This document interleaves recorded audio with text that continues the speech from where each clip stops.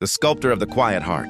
In a small, bustling port city in South Korea, where the clamor of shipyards and the cries of gulls filled the air, lived a brilliant but reclusive stone sculptor named Ronan. His work was renowned for its intricate detail and lifelike forms, but his personal life was as cold and unyielding as the marble he carved.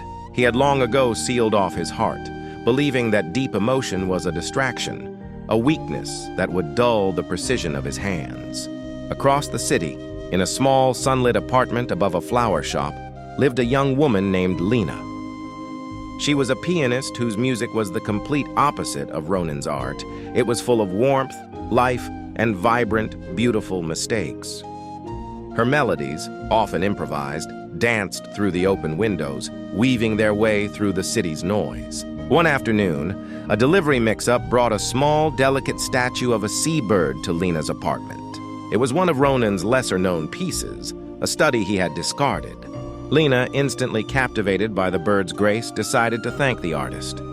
She found his studio, a stark, silent place filled with the dust of his work and the echo of his solitary life.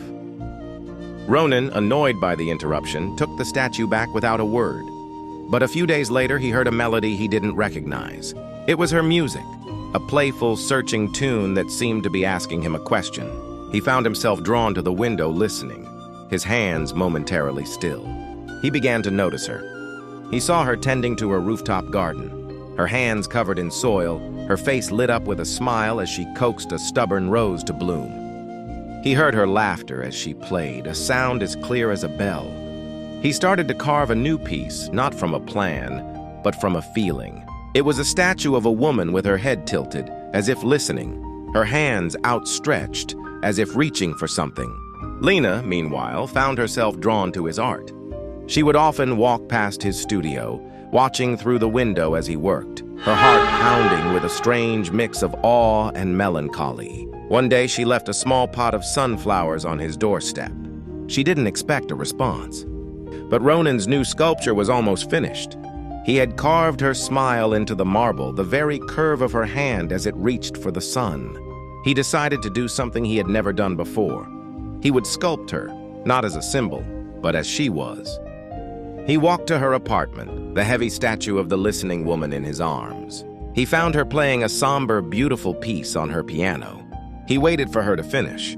When she opened the door, he simply placed the statue in front of her. Lena looked at the sculpture and then at him, her eyes welling up with tears. She didn't need to ask who it was. The statue was her, and yet it was also him, a piece of his heart he had finally decided to share.